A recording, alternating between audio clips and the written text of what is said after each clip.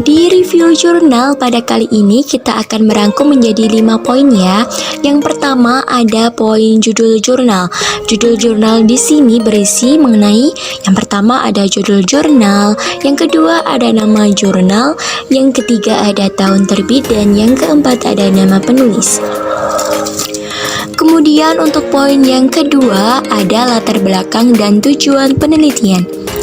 Nah, latar belakang itu berisi tentang apa sih yang akan dibahas dalam jurnal tersebut atau topik yang akan dibahas. Kemudian tujuan penelitian itu berisi tentang tujuan dari adanya penelitian tersebut itu dilakukan untuk apa. Kemudian poin yang ketiga ada permasalahan dan metodologi. Permasalahan itu berisi masalah yang menjadi sumber penelitian. Kemudian metodologi berisi mengenai gambaran sampel sampai dengan teknik analisis data. Poin yang keempat ada hasil penelitian. Hasil penelitian tersebut berisi tentang hasil penelitian yang telah dilakukan, dihitung, serta diolah datanya oleh si peneliti. Kemudian untuk poin yang terakhir atau poin yang kelima ada kelebihan dan kekurangan. Nah, suatu jurnal pasti mempunyai kelebihan dan kekurangan. Kekurangan tersebut bisa menjadi acuan peneliti selanjutnya. Oke, kita masuk ke poin yang pertama, ada judul jurnal. Nah, judul jurnal di sini yang pertama ada judulnya sendiri. Judulnya yaitu ada Syariah Governance and its Implication on Syariah Bank Performance. Kemudian yang kedua ada nama jurnal.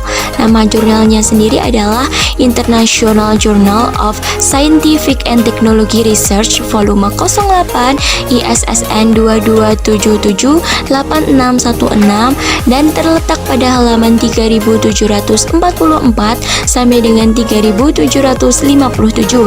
Nah, jurnal ini diterbitkan pada tahun 2019.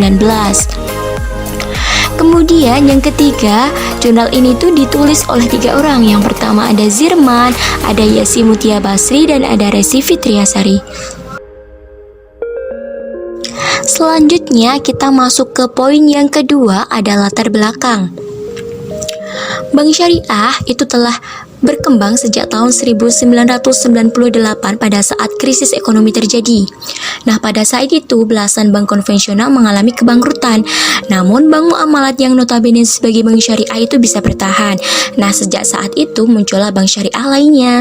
Perkembangan bank syariah itu juga didukung dengan lahirnya Undang-Undang Nomor 21 Tahun 2008 tentang Perbankan Syariah.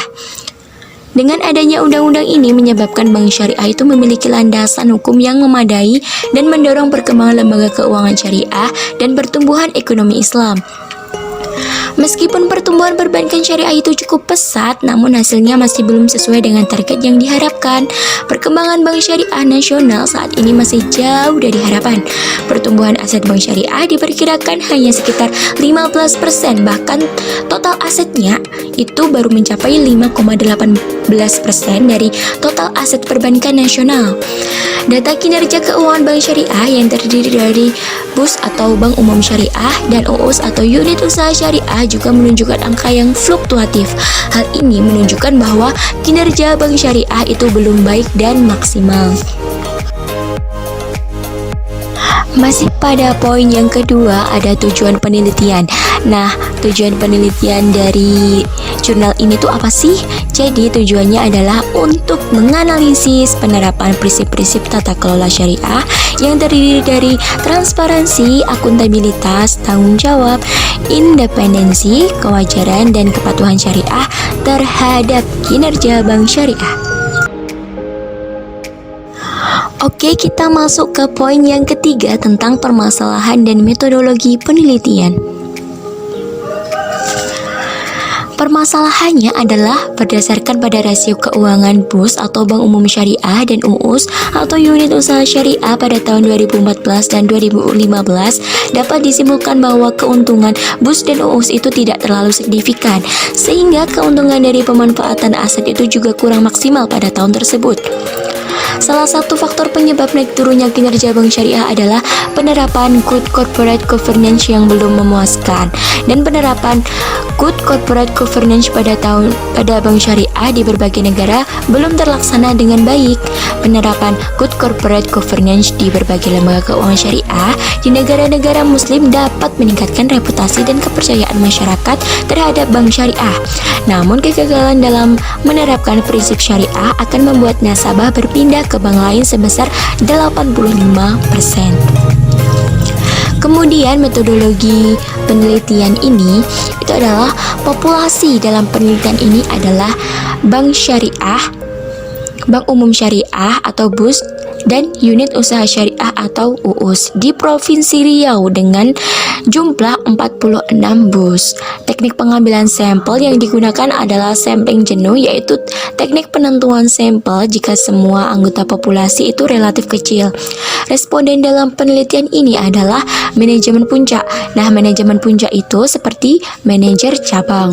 Kemudian ada manajemen menengah, itu seperti manajer operasional, manajer pemasaran, dan audit internal.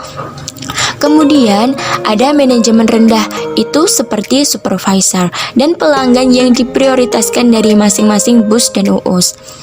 Kemudian teknik analisis data yang digunakan adalah structural equation model dengan menggunakan analisis Web Partial Least Square atau PLS 6.0. Partial Least Square atau PLS adalah metode statistik varian berbasis SEM yang dirancang untuk menyelesaikan regresi berganda ketika masalah tertentu terjadi pada data, seperti ukuran sampel penelitian terlalu kecil, nilai yang hilang, dan multikolonialitas. Sebaliknya, regresi biasa kuadrat terkecil atau OLS menghasilkan data yang tidak stabil ketika data kecil, kehilangan data, dan multikolonialitas. Oke, kita masuk ke poin yang keempat mengenai hasil penelitian. Nah, dalam penelitian ini itu aktivitas menyebar dan mengumpulkan kuesioner dilakukan 2 bulan, mulai dari November 2017 hingga sampai Januari 2018. Hasilnya adalah berdasarkan tabel tersebut itu dapat dilihat bahwa jumlah kuesioner yang disebarkan pada 49 bank umum syariah di Provinsi Riau yang terdaftar di Bank Indonesia sebanyak 196 eksemplar kuesioner.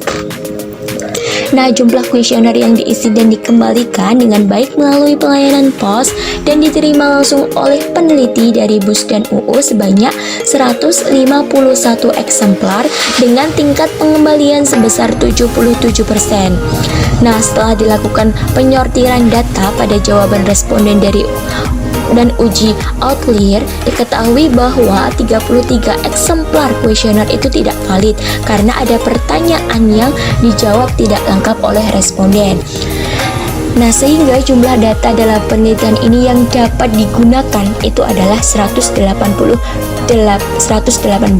dengan tingkat pengembalian efektif sebesar 60%. Kita masih lanjut dengan hasil penelitian.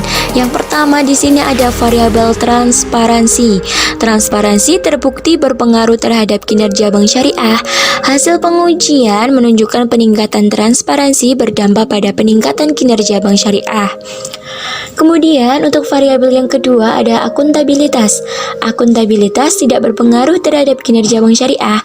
Nah, hasil penelitian ini menunjukkan bahwa penerapan prinsip akuntabilitas yang dilakukan oleh Bank Umum Syariah dan unit usaha syariah dengan baik, namun masih belum menghasilkan kinerja perusahaan yang diharapkan.